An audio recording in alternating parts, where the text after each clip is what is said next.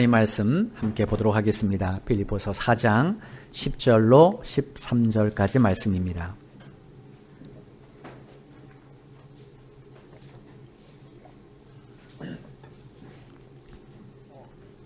오늘 우리에게 주신 하나님의 말씀 신약성경 321페이지 빌립보서 4장 10절로 13절까지 말씀입니다. 찾으신 줄 알고 제가 봉독해 드리겠습니다. 4장 10절입니다.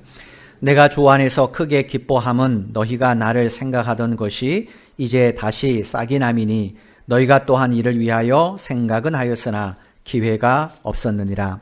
내가 궁핍함으로 말하는 것이 아니니라. 어떠한 형편에든지 나는 자족하기를 배웠노니 나는 비천에 처할 줄도 알고 풍부에 처할 줄도 알아. 모든 일 곧 배부름과 배고픔과 풍부와 궁핍에도 처할 줄 아는 일체의 비결을 배웠노라. 내게 능력 주시는 자 안에서 내가 모든 것을 할 수 있느니라. 아멘. 20세기 미국에서 가장 영향력 있는 성직자로 손꼽힌 분이 있었습니다. 노만 빈센트 필이라는 박사님입니다. 이분은 미국 사람들로부터 만인의 성직자라고 나누고 칭호를 받을 정도로 대단히 영향을 많이 미쳤어요. 이분은 긍정적인 사고의 창시자로 알려진 분입니다. 우리가 아는 긍정의 힘, 적극적인 사고 다 이분으로부터 시작됐다라고 생각을 하시면 돼요. 이 빈센트 필 박사가 미국 국민들로부터 만인의 성직자로 부르게 된 이유는 이분이 1932년부터 83년까지 52년 동안 뉴욕에 있는 마블 협동교회에서 담임 목사로 사역하셨는데 그때 그분의 대부분의 메시지가 긍정적인 사고에 대한 설교였다고 합니다. 그래서 그 당시에 이제 1960년대에는 TV에 많이 이제 목사님들의 설교들을 많이 방송했기 때문에 그때 이제 라디오와 설교를 통해 이분의 방송이 많이 전파되면서 절망에 빠진 많은 사람들이 큰 힘을 얻게 되었다고 그래요. 지금 이 미국의 45대 대통령인 도널드 트럼프 대통령도 2015년도 12월에 그가 공화당 대선 후보로 연설을 할 때 이분이 이야기를 한 적이 있습니다. 뭐라고 했냐면 이렇게 말했어요. 노만 빈센트 필 목사는 나의 목회자였다. 그는 내가 지금까지 본 최고의 설교자 중 한 명이었다. 교회에서 집으로 돌아가는 것, 설교가 끝나는 것이 싫을 정도였다. 그는 정말로 위대했다. 이렇게 말했어요. 그만큼 이분의 설교는 많은 미국인들에게 긍정적인 영향을 미쳤어요. 이거 뭐냐면 긍정적인 사고 때문에 그렇습니다. 이분이 쓴 책 가운데 1995년 2월에 출판된 그대 가슴에 평온의 이슬을 내리라 라는 제목의 책이 있습니다. 이 책에서 빈센트 필 목사님이 근심 많을 때 다음 같은 행동을 좀 해봐라 라고 제안한 내용이 있어요. 그 내용을 잠깐 여러분 읽어드릴게요. 당신이 나는 걱정이 많아요 라고 말한다면 그것은 당신이 걱정을 습관화했다는 의미이다. 걱정이란 근본적으로 아주 나쁜 정신적인 습관이다. 그리고 당신은 어떤 버릇이든 고칠 수 있다. 당신은 걱정을 습관적으로 하다 보니 걱정이 많은 사람이 되어버렸다. 당신은 걱정과 반대되는 것, 즉 아주 강한 믿음의 습관을 익힘으로써 걱정으로부터 자유로워질 수 있다. 당신이 할 수 있는 모든 힘과 인내로 믿음을 실천해보라. 어떻게 믿음을 실천할 것인가? 먼저 매일 아침 잠자리에서 일어나기 전에 큰 소리로 3번씩 외쳐라. 나는 믿는다. 나는 믿는다. 나는 믿는다. 다음 같은 방식으로 기도해보라. 나는 오늘 나의 생명과 나의 일들을 주님의 손에 맡깁니다. 주님의 손 안에서 오로지 선만 있을 뿐 그 어떤 해로움도 없습니다. 어떤 일이 일어나든 주님의 손 안에 있다면 그것은 곧 주님의 뜻이요 선입니다. 당신이 부정적으로 말해오던 모든 것들을 긍정적으로 생각하며 말하는 연습을 하라. 오늘은 지독한 날이 될 것 같다라는 말 대신에 오늘은 좋은 날이 될 거다라고 확신하라. 나는 오늘 그것을 못할 것 같다라는 말 대신에 나는 오늘 하나님의 도우심으로 그것을 반드시 이룰 것이라고 장담하라. 당신의 일상생활이 예수 그리스도와의 교제 속에서 협력된 삶이라고 스스로 생각하라.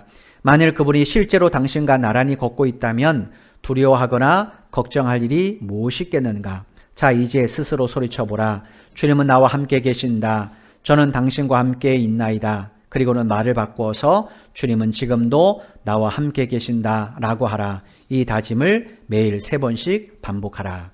이런 내용입니다. 우리나라 조용기 목사님도 이분의 영향을 많이 받았어요.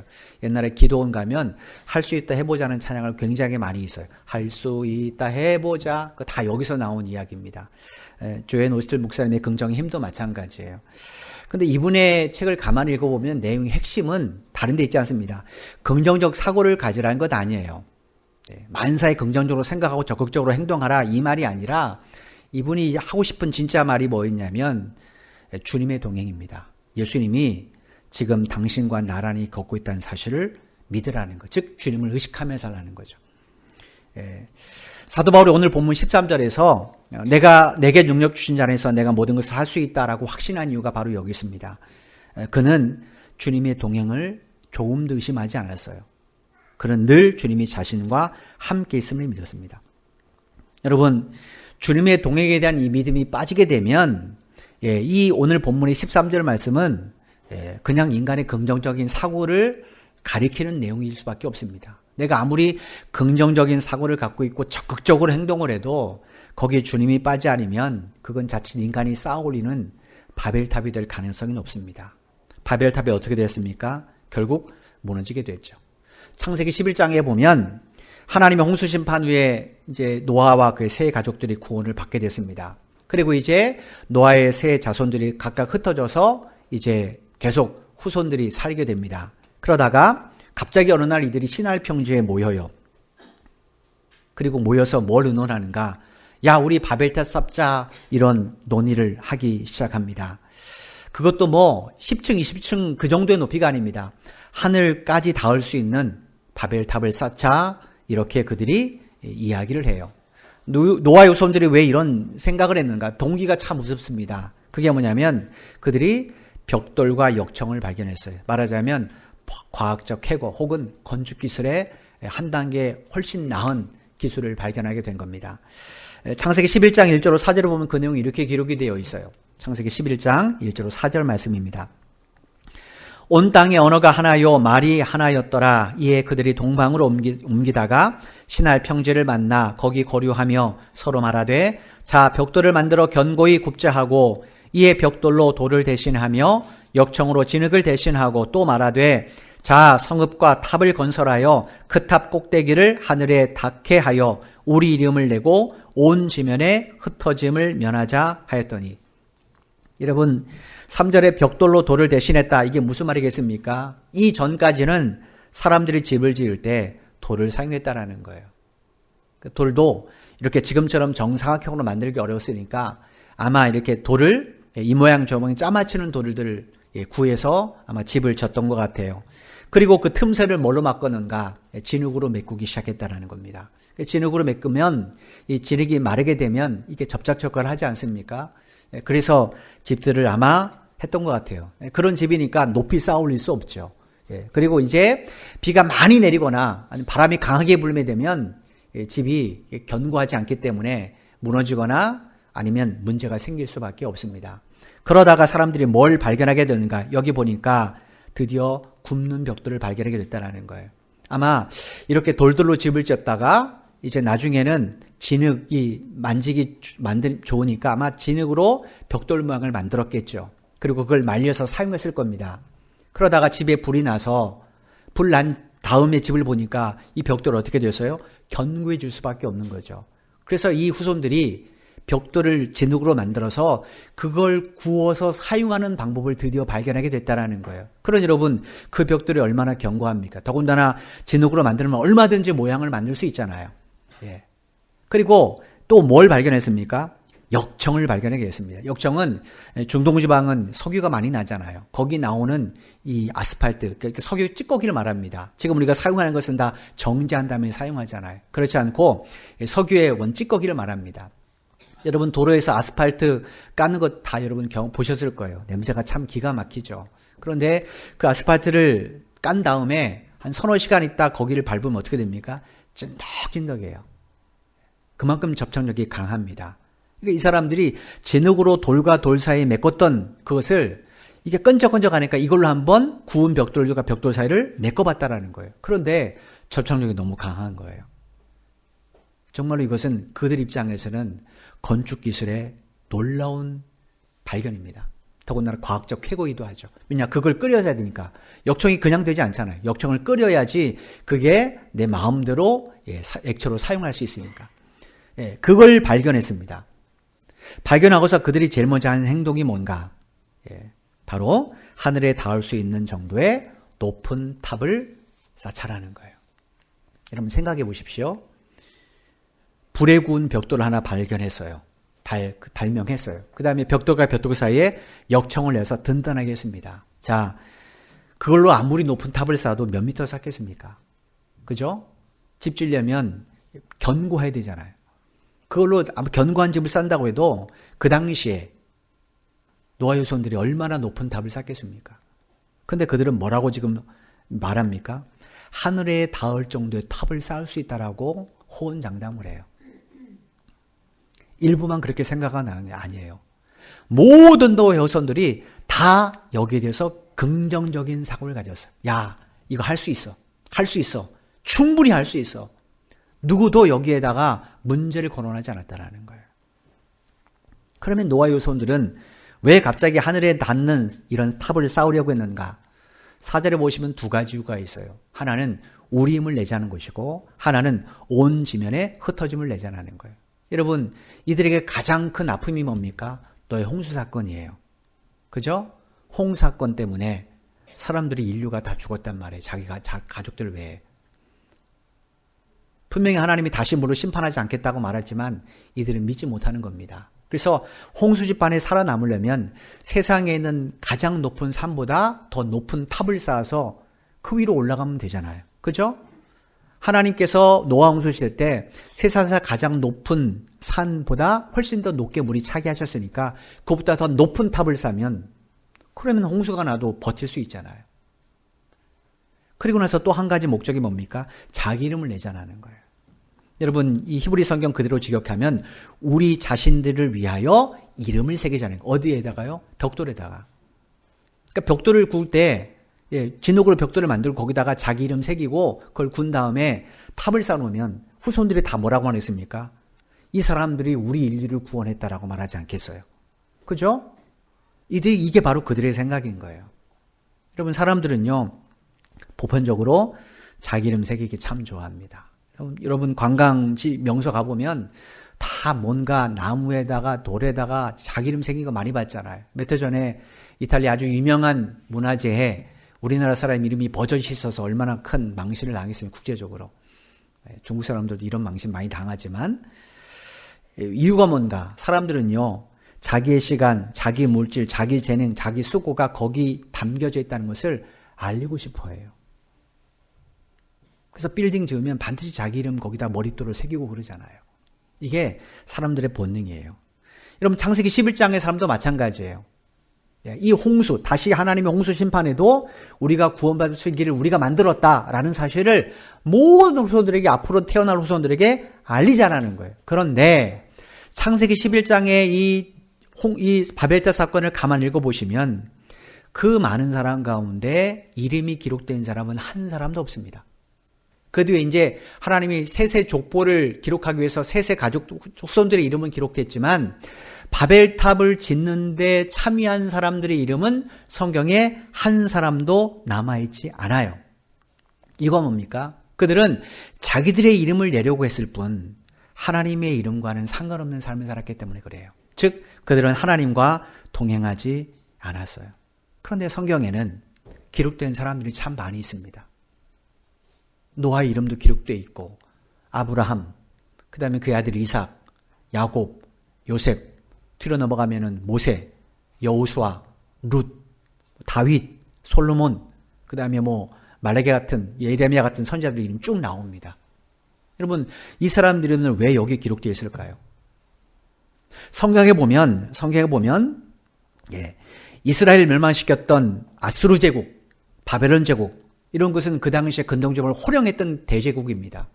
또 그 뒤에 페르시아 제국, 헬라 제국, 그리스 제국이죠. 로마 제국 얼마나 거대한 업적을 많이 만졌습니까?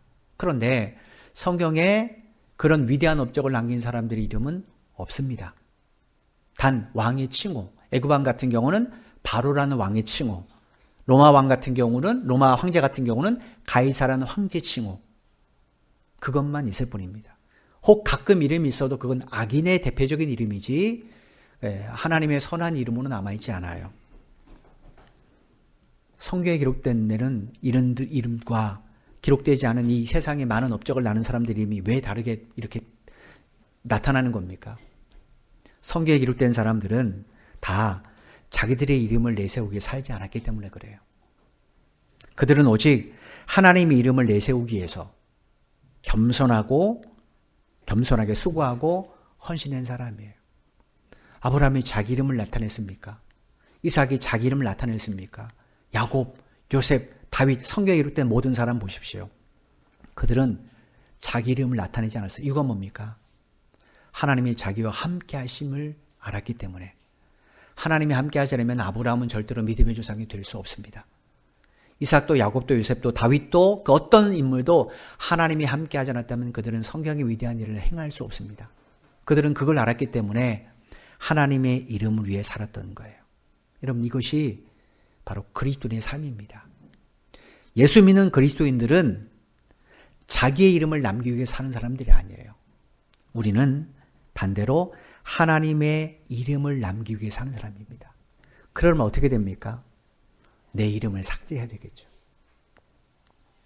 사도 바울도 마찬가지예요. 바울이 1차, 2차, 3차 전도행하면서 얼마나 많은 도시를 다녔습니까? 그런데 바울의 이름이 남겨진 도시는 없습니다. 지금 유적지, 초대교회 유적지라고 이제 바울이 여기 왔다 갔다 한 것은 후대 사람들이 만든 것이지 바울이 거기다가 나 사도 바울 몇 년 몇 월 왔다 감 이렇게 한 거 없습니다.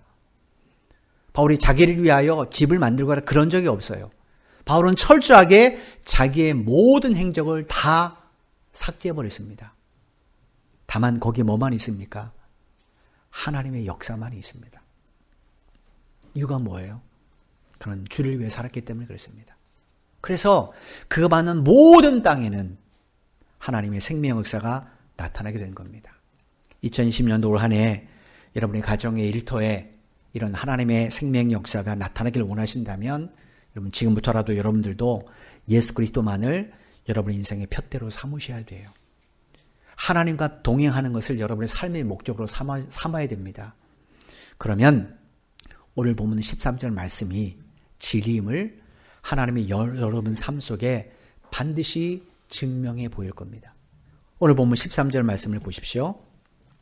내게 능력 주시는 자 안에서 내가 모든 것을 할 수 있느니라. 이 한 문장, 이 13절은 적극적인 사고방식 혹은 번영신학 이것을 이야기할 때는 반드시 인용되는 대표적 구절이에요. 이 구절 빼놓지 않고는 적극적인 사고, 번영신학 이런 것 없습니다. 다 이 말씀이 들어가요. 그런데 이 말씀은요, 하나님 우리에게 야, 너 적극적인 사고방식을 갖고 살아. 긍정적으로 살아야 돼. 이런 자신감을 주기 위해서 주신 말씀이 절대로 아니에요. 반대입니다. 반대. 이 말씀을 감안해 보시면 내가 모든 것을 할 수 있느니라 라는 앞에 전제가 뭡니까? 내게 능력 주신 자 안에 있을 때만이에요. 이분이 누구예요? 예수 그리스도잖아요. 그러니까 이 내게 능력 주신 자 밖에 있으면 내가 모든 것을 어떻게 한다는 거예요? 할 수 없다라는 거예요. 즉 저와 여러분이 주님 밖에 있으면 아무것도 할 수 없는 연약한 존재임을 가르쳐 주시는 말씀이 이 본문 말씀이에요. 여러분 바울이 이 말씀을 쓸 때 지금 어디 있었습니까? 우리가 살펴본 것처럼 로마 감옥에 갇혀 있어요.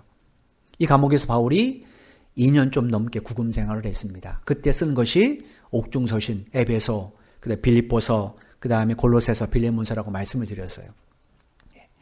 이 네 편의 옥중서신 쓸 때 바울의 신분은 아직 정식 재판을 받기 전인 미결수입니다. 미결수. 여러분 보통 재판을 받기 전에 미결수들은 다 심리적으로 불안하답니다. 왜냐하면 어떤 판결을 받게 될지 모르잖아요. 예를 들어서 똑같은 짓을 여러 번 한 사람, 그래서 이 변호사나 검사보다 더 법을 잘하는 범죄자들을 보십시오. 이 사람 별로 두려워하지 않아요. 자기 죄가 어느 형 받을지 알기 때문에 그래요.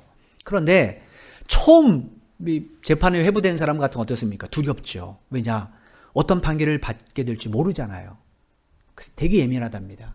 그런데 이 당시 사도 바울이 재판을 의뢰할 때 당시에, 황제 재판을 의뢰할 때 당시에 로마 황제가 누구냐면 폭군 네로였습니다. 이 사람은 자기 멋대로 재판하는 사람이에요. 폭군이에요. 그러니 바울이 네로 황제의 이 재판정에서 공정한 판결을 받을 수 있다는 보장이 있겠습니까? 우리 그 반대로 공정한 판결을 받기가 굉장히 어려울 거란 말이에요. 그래 여러분, 심리적으로 세상적으로 보면 바울이 얼마나 불안한 상태겠습니까? 그죠? 아무리 죄도 안 졌지만 네로 황제가 너 기독교인이야? 너 그리고 지도자야? 그래 버리면 끝나는 거예요. 실제로 바울을 참성에 처한 사람이 네로 황제잖아요. 사도 베드로도 네로 황제 때 죽었습니다. 왜냐하면 그가 그렇게 만들었어요. 나중에 이제 로마 대화재 사건 때 기독교인에게 뒤집어 쓰고 그때 지도자를 제일 먼저 체포했는데 베드로 바울이 다 그때 순교당했거든요. 그러니까 바울 입장에서 사실은 두려울 텐데 바울이 4장 4절에서 뭐라고 말했어요? 빌립보 성도들에게 당신들 주 안에서 항상 기뻐하십시오. 다시 내가 말하는데 기뻐하십시오. 이렇게 권면했어요. 여러분 외적으로 보면 바울은 이 당시 결코 이런 권면을 할 수가 없습니다. 왜냐?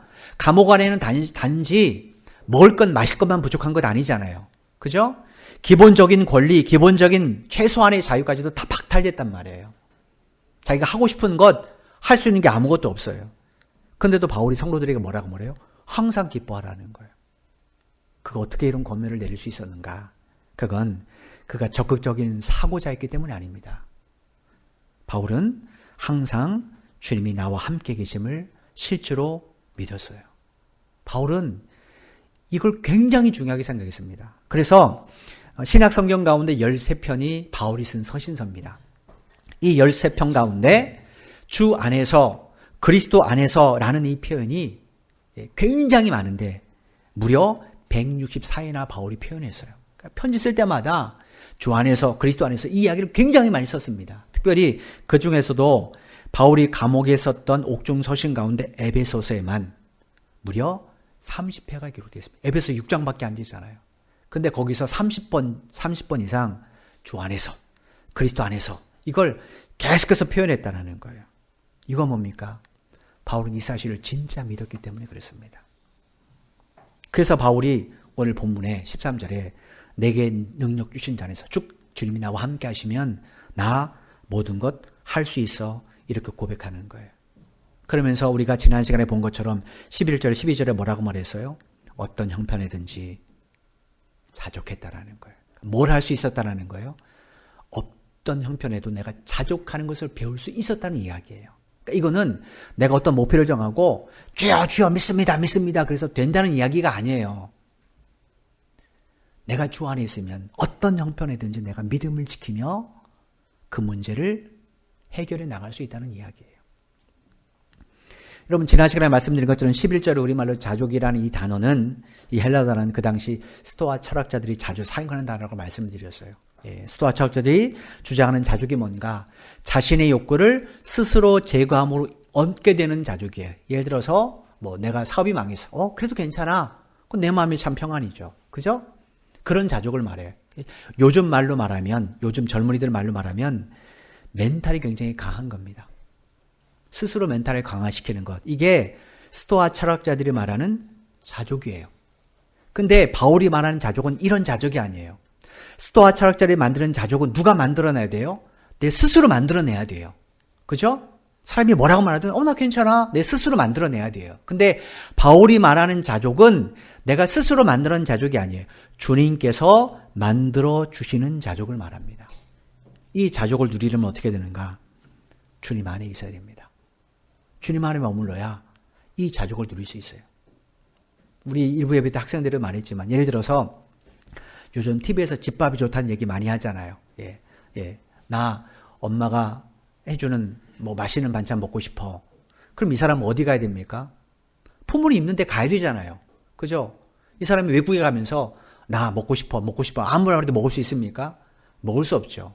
이 사람이 집밥을 먹으려면 늘 누가 함께 있어야 돼요? 부모님 곁에 있어야죠. 우리도 동일합니다. 하나님의 도움을 받고 싶으면, 주님의 도움을 받고 싶으면 우리가 어디 안에 있어야 돼요? 늘 주님 안에 있어야 되잖아요. 그 나는 주 밖에서 내 마음대로 살면서 입으로 주여 주여 하나님 믿습니다 믿습니다.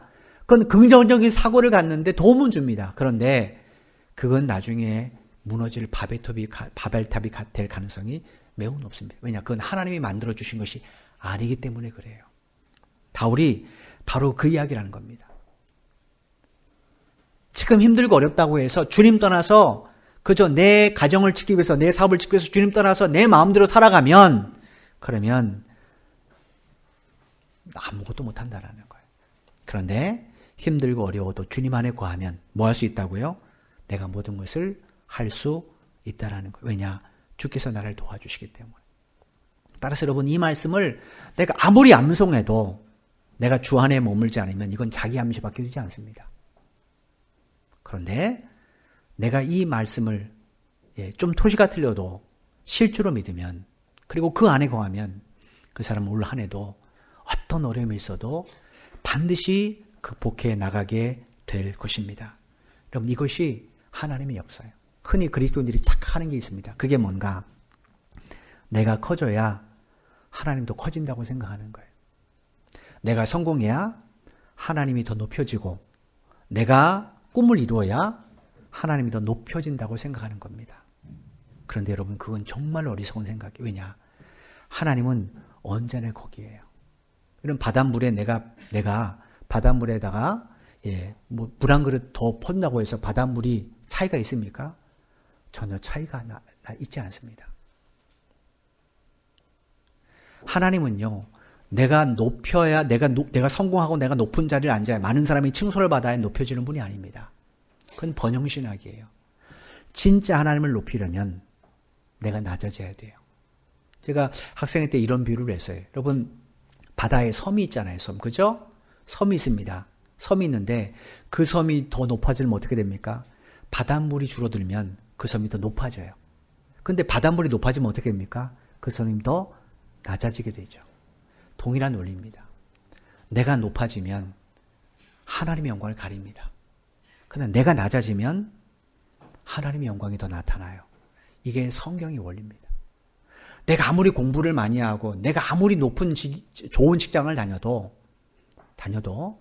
내가 높아지면 하나님의 영광을 가립니다.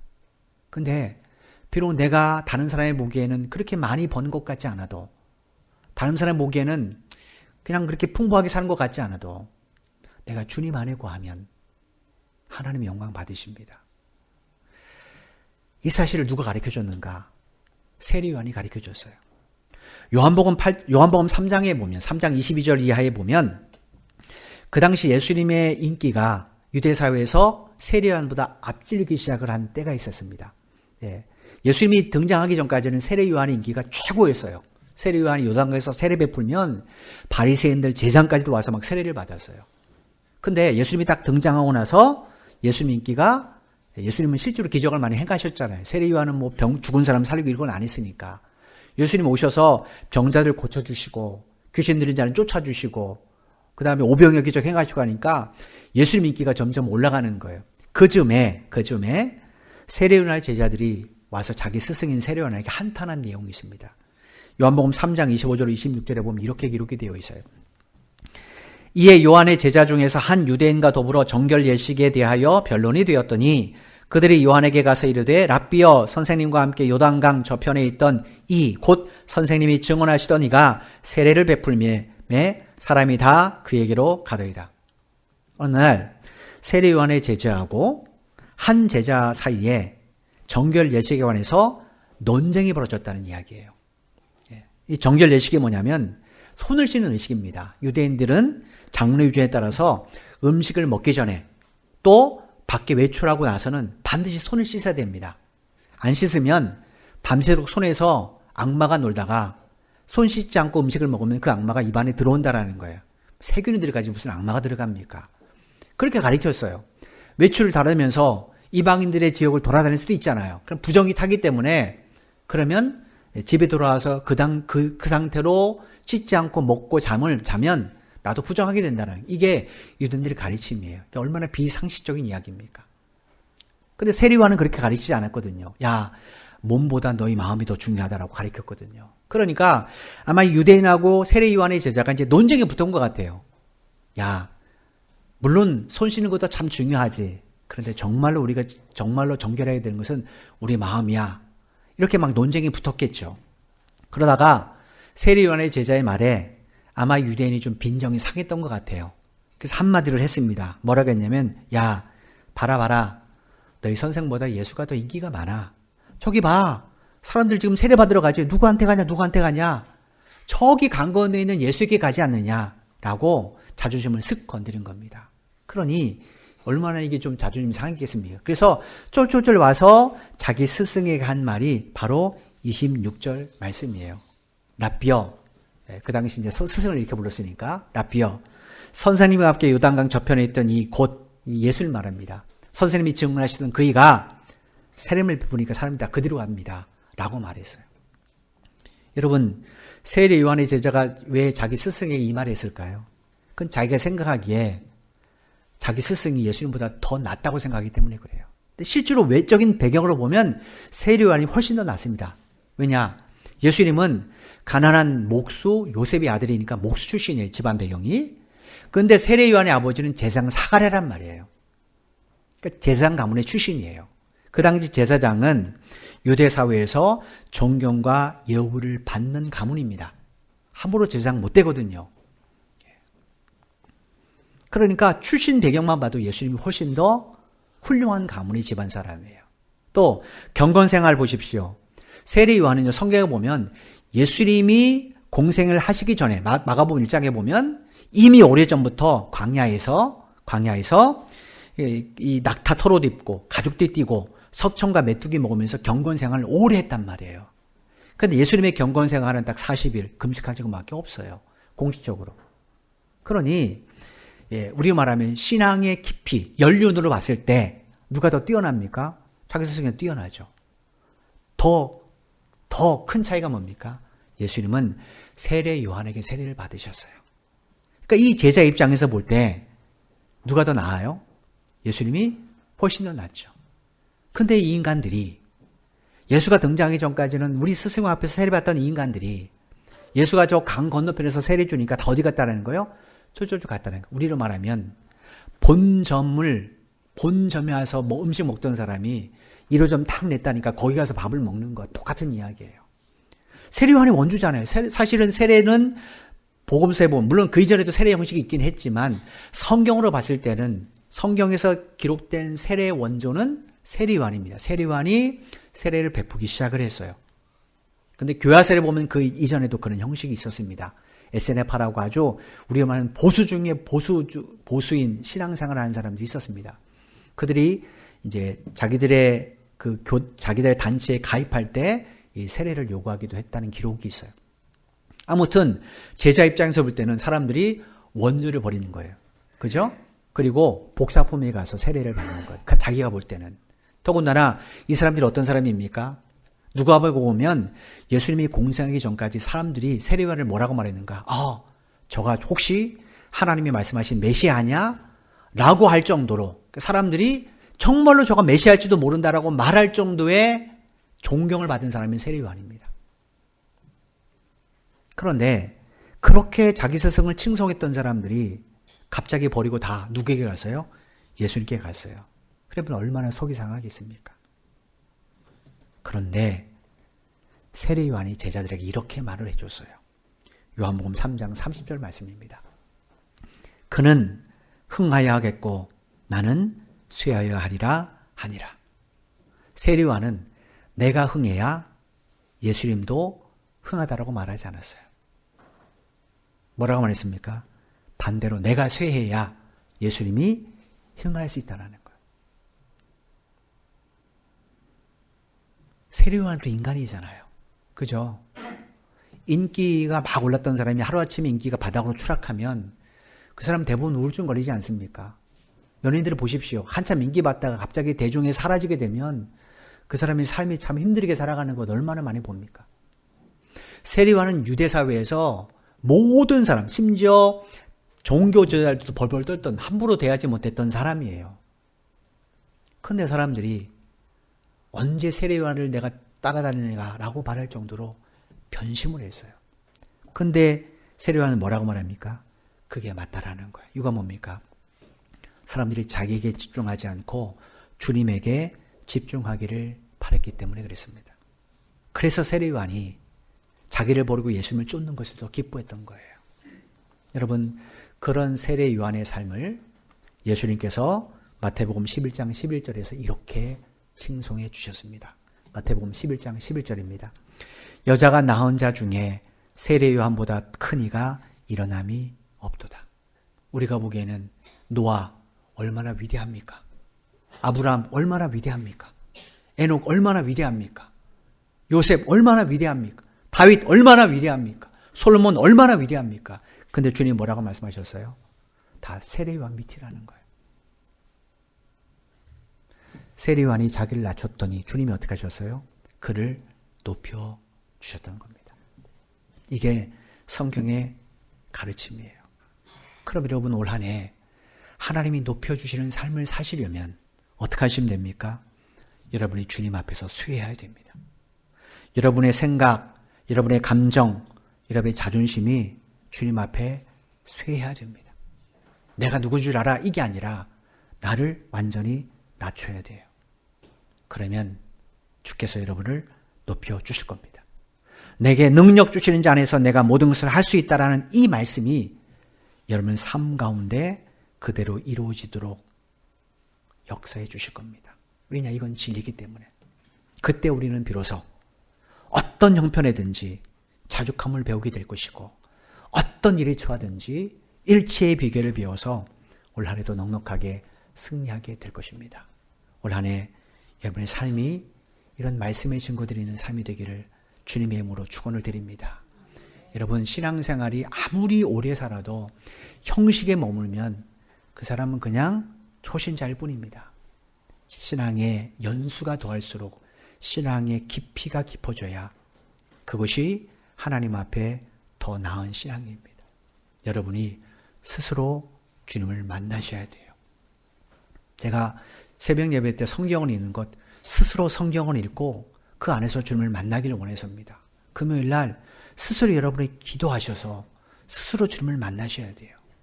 하나님은 자원함을 원하시지 억지로 한 것은 절대로 원하지 않습니다.